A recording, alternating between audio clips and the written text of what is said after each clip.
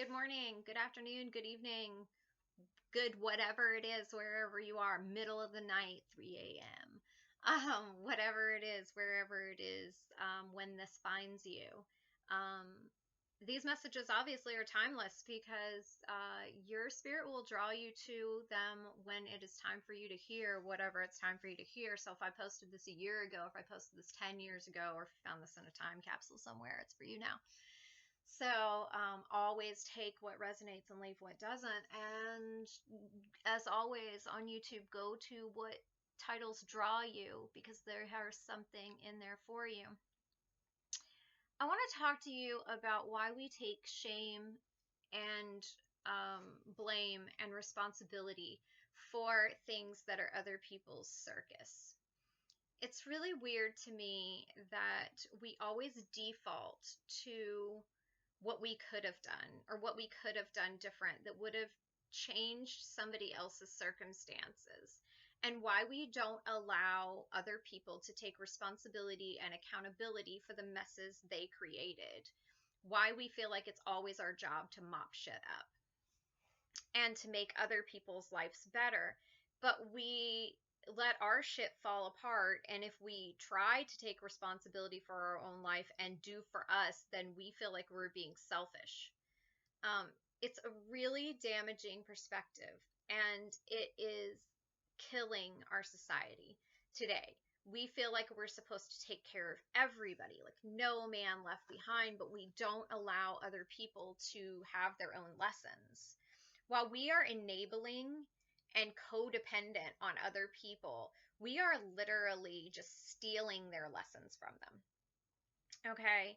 Um, and we take on so much blame and shame and guilt and, responsibility for other people's garbage. And then we go, oh, if I would have just answered that phone call, or if I would have just done X, Y, and Z, if I would have just gone and hung out with them that day, if I would have, if I would have just not broken up with them, if I would have just listened more, if I would have just done X, Y, and Z, their life would be so much better. And I need you to understand that other people's lives are the lives that they agreed to. And you are always going to be somebody's karma, good or bad, no matter what you do. Because we all agree to a part that we are here to play. Okay? You can do all the absolute right things. You can, you know, listen to people constantly and put yourself on the back burner and all the things that you believe are what good people do. Good people do. Worthwhile people.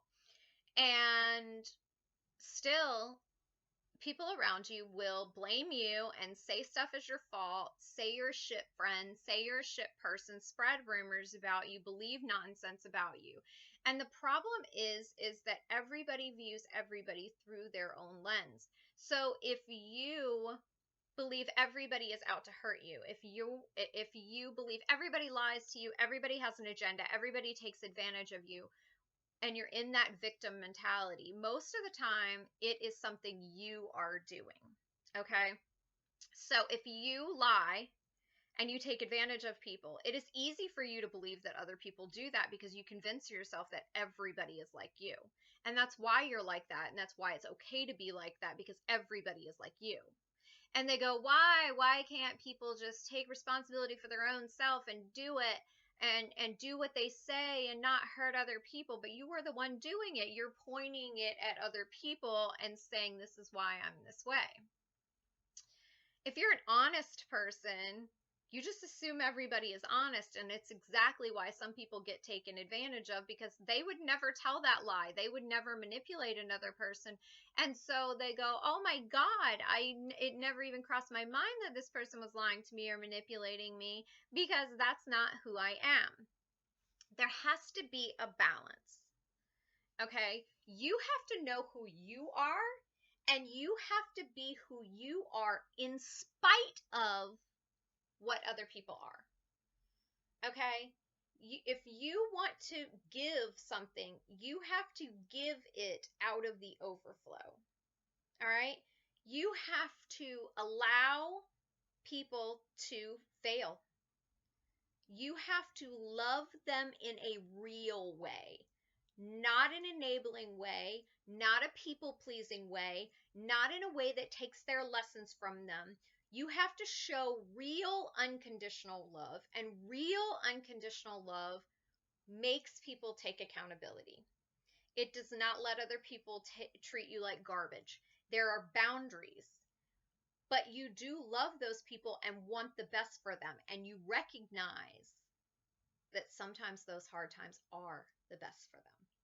Sometimes removing yourself from the situation is what's best for them. Sure, you could help them, but that won't teach them the lesson. It's almost like giving a man a fish. If you give a man a fish, he'll eat for today. If you teach a man to fish, he'll eat fish for the rest of his life. He'll always have a skill. And it's the same thing. You know, you always have that person that's always short with money. It doesn't hurt you. You're like, I've got $5, $10. I don't mind giving it to them. They're struggling and they're this and they're that. But you know what? If you keep giving them that money, then they don't learn to stretch and use their skills to get it for themselves. All right? It's so weird to me, though, that when we do something, we automatically default to the worst possible thing. Okay? It's human nature. We believe that we have no power, but we believe we have absolute power all at the same time. We go, I cannot create a change in my own life because I don't have the ability to do that. I have no power to change what I'm going through. But we believe we have power to change everything in other people's lives. We literally always default to, if I don't do this, their life will be garbage. I had we had a situation years and years ago in my life, and one of our friends' wives had gotten fired from her job and had not told anybody. She had been stealing medications from the doctor's office that she worked at, and she was, hiding all of this. She had been fired. She'd been living her life the same way she had done after she lost her job. So she would get up in the morning and she would leave the house like she was going to work. And then as soon as everybody left, she would come back to the house because she didn't want them to know that she had lost her job. And she called me at my job one day and she said to me, I am interested in working where you work. Do you think that you could put in a word for me if I put in an application? And I knew that she had struggled with addiction in the past, and she had been at this, medical facility she was at for a little while. And I said to her, what happened to your job? And she said, nothing. Oh, I was just thinking about leaving.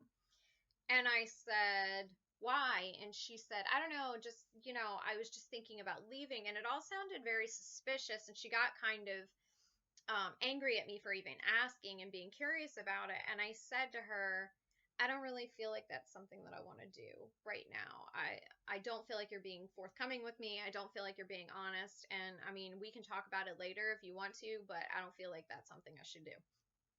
And she got real pissed off at me, and she, basically said, F me, and, and went about her way and hung up on me. And I was like, okay.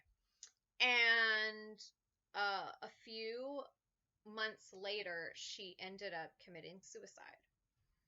And I remember I was telling this story to somebody else in our group of friends, months and months after what happened. And they said, oh my God, don't you feel horribly guilty that you didn't just help her get a job? And I went, why? And they said, well, if you had gotten her a job, maybe she would have been okay and she would have been able to catch up on her bills and she wouldn't have killed herself. And I said, maybe if I had gotten her a job, she would have stolen from the practice I worked at too and gotten herself fired, caused a bunch of havoc, and gotten me fired because I was the one that vouched for her. Why do we always assume that what we do or don't do saves the day or destroys everything? Everything in life works out the way that it's meant to work out. Life cannot be ended before your time is up, okay? We don't necessarily control the time schedule. Sometimes I believe that we control how it happens, but I don't believe that we control the time schedule. I don't believe I have that much power. But I do believe that we are supposed to stay in our integrity. And my integrity in that situation was to say, hey, you created this situation. Maybe you should get help for the problem, the root of the problem, and not just allow me to fix the side effect of the problem. And I think that that's what we need to understand in these really difficult situations when really earth-shaking things happen in our friends group or in the world, is that people sometimes need that accountability in order to be able to change their lives. And if they are unable to face that accountability, then bad things happen. Haven't you ever met that person who constantly was stepping out on their relationship, and then whenever their partner would accuse them or come to them and want the truth, they cry and they say no, or they say yes, but I'll never do it again, and this and that, and then the partner just takes them back, and nothing changes. Like there's no accountability, there's no nothing. If nothing changes, nothing changes. And we have to hold people accountable for their actions. But here's the thing, you don't have to be a party to it. And you not being a party to it is not cruel. I have many addicts in my family. And growing up, I saw my uncles run in and out, and my dad would always help them and give them whatever they needed. And they would call in the middle of the night and cry because they pawned some family heirloom or something really important that my dad wanted to keep within the family. And they'd say, "Oh my God, we're gonna lose it if we don't get it from the pawn shop," and all the stuff. And my dad would go and get it from the pawn shop and bring it home, and they would come and get it, and my dad would give it right back to them. And months later, it would be the same thing. And finally, when my dad passed away, I remember that my dad had something that he had gotten from the pawn shop, and my uncles wanted it back, and my mom said no. No. She was like, my husband ran himself ragged to try to help you guys by fixing the symptom. Now it's time for you guys to address the problem. And that's what I want to challenge you today, is to stop being angry and blaming other people for the symptoms in your life, because it's not the problem. We look at so many things in our life and go, that's the problem. If that were fixed, if I just had a better job and I had a little more money, that would be fixed. And I'm going to tell you that all of these bad relationship, bad mindset, bad, job, bad financial situations, these are all side effects of something that needs to be healed within yourself. Have you ever met that person that gets in the same cycle over and over and over again? And you go, why? Why don't they get that this is the same thing? And when you try to talk to them about it, they go, it's not the same thing. It's different men, or it's different women. Everybody is just like this. No, everybody is not like this. And we focus on the details. We go, no, last time this person cheated on me like 78 times. This time the person is abusive. This time the person lies to me. This time the person omits everything. This time the person ghosts me. This time the person did this and this. It's all a problem within you. Not that these people are like this, but that you're accepting this type of behavior. You're excusing this type of behavior, and then you're playing the victim and acting like everybody is like this. Everybody's not like this. The problem is internal. Do you understand? The problem is internal. And so we need to take away the circumstances and the details. People always say, but the devil is in the details. You're right, the devil is in the details. And that's what that means. The devil is in the details. The details are a distraction, they're not important. You take away the details and you look at the emotion, that one emotion. What is that emotion that's coming up in this situation? And you tap on that emotion and you find the root of it.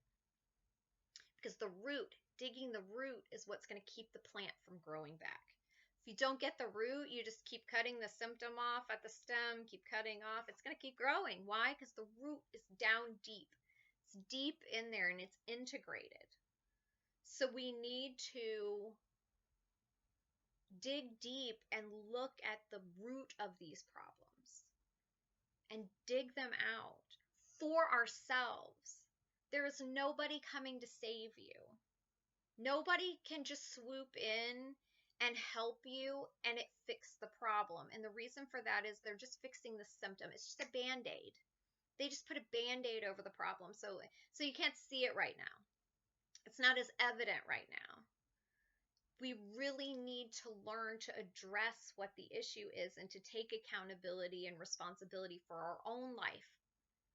Because if you're blessing other people, you do it without want or need for reciprocation. You don't get angry if you gave so-and-so $40 and they didn't pay you back, or that when you were short, they didn't show up with, something for them. When you're giving from the overflow, you have so much and such an abundance that other people, like, you're giving it to them, like, here, for the love of God, take it. It's going to waste. It's going to overflow my house, and I don't need all this. Here, take it. You don't even have room for anybody else to bring you some stuff. If they show up and bring some stuff, you're like, oh, that's so nice. I don't really need it, but thank you, and then you're appreciating it. But if you're giving truly from the overflow and from your own healing, it's not even on your radar if somebody doesn't pay you back or somebody doesn't show up. You have so much overflowing compassion. You go, they may have life circumstances. It's okay. You know what I mean? We recognize the humanness in us and we acknowledge it in other people. We see other people through the same lens we see ourselves. And when we're giving ourselves grace, when we're giving ourselves compassion, and when we're giving ourselves understanding, then we don't look at what other people are doing as selfishness. We're like, they can't be here for me right now because they're taking care of themselves, and good for them for having boundaries. If I'm crying over it over here and angry at them and resentful at them for not showing up, then that's something in me I need to fix, because I'm trying to use them to fill a void in my life. And I'm angry at them that they will not comply. That's control. Do you understand that? That's using people. That's manipulation. It's emotional blackmail. I'm your friend and you're required to be here for me through these things. Why? Because I'm not a well-adjusted person and I can't handle it and just realize that other people have shit going on at their lives in the same time. Normalize having these conversations and having people who recognize their limitations. My friends group does not overindulge themselves. In other words, we're not overscheduling. If I don't want to be at that event or I am not able to, I'm very upfront with it. I don't say, I'll see if I can. I go, listen, I am super double booked that day. Or I go, listen, I'm really going through something that day and I don't think I can be present. Even if I'm there, I'm not going to be present mentally. So I don't think that it's healthy for me to be there. If you're going through something and I'm also going through something, I am the first person to call you and say, I recognize that you're going through something and I really wish that I could be that friend to help you with it right now, but I am not emotionally or mentally capable right now of taking on anything else. And I just need you to know that I'm your friend and I love you and I will be praying for you and sending you healing energy and wishing you well. And I hope everything goes good. And as soon as I'm capable of being there, I will. And my friends go, fuck yeah, thank you. I know, I knew. They always say stuff like I knew, but I'm very upfront because I don't want people to be like, where the fuck is Jenna? I thought she said she was a good friend. But the same is for me. When I'm going through something, I want other people to step up and say, it's cool. I know you're going through something, so you go do you, and I got Jenna. Because that's how friends communicate. We have a circle, and our circle goes, you know what? I'm not capable of this, but hey, you're capable of this. Is that something you want to do? Good. Okay, well, have you got this? And there's no animosity. We don't go, well, screw her because she wasn't here. Screw him because, he's a taker. Because when I was there for him, he's not here for me. We look at it as everybody has to have grace. Everybody is going through something. And we understand that when we're going through something, it's a learning experience. It's something that's necessary to get us to the next level. It's why I tell my clients all that nothing is good or bad. We view good or bad. Good is comfortable, bad is uncomfortable, which is stupid. And I'll tell you why it's stupid, because we learn the most when we're uncomfortable. When you've gotten yourself out of your comfort zone and you're pushing through things, when you're afraid and you use your courage, that's exactly how you become capable and confident, because you know that you got this. And I always look at things when a shitstorm comes. I don't ever go, this is so and so's fault, or this is my fault and I shouldn't have let so and so in. I always go, I wonder where this is going. This is going to suck, but whatever's on the other side is going to be amazing.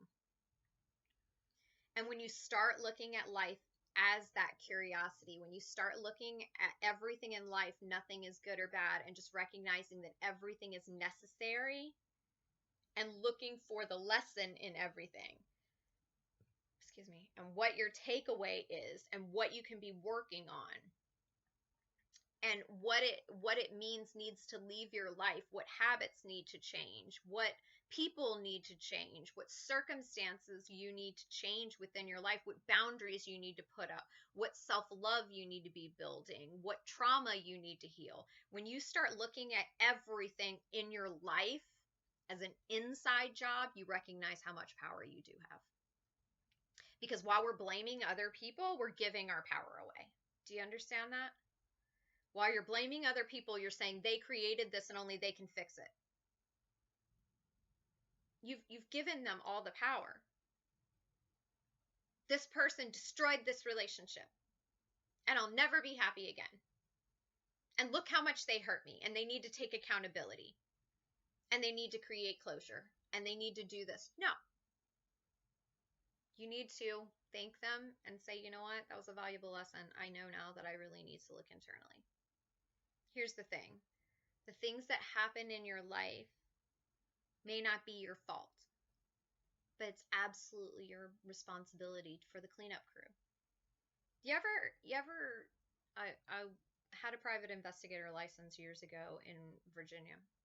And one of the things that I always noticed when I talked to victims of a crime, one of the things they always complained about was that if there was a crime in your house or at your office, your location or something like that, they would come in and do the investigation, and then they would walk away and you would be left with the mess. And it's just the way it is. What happened to you might not be your fault, but it is nobody's responsibility to clean up the mess but you. Why? Because it's within your location. The mess and the aftermath that is left is your responsibility. You can't go, well, screw that guy. I want this murderer to come and clean up this crime scene. It's not the way it works. They get, they have their repercussions, and we get to stay and do the work. We are the cleanup crew for ourselves, and we need to take responsibility for that. We need to stop blaming and just say, shit happens to everybody in life. And it just is the way that it is. And everything happens for a reason.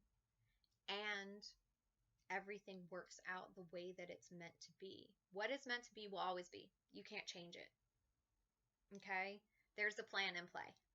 And yes, we do have free will, but you need to understand that free will happens before the soul ever enters the body. Our souls pick this life for the lessons that we need to learn. Okay? Your soul agreed to all this. It knew exactly what was going to happen, and that's when the free will occurs.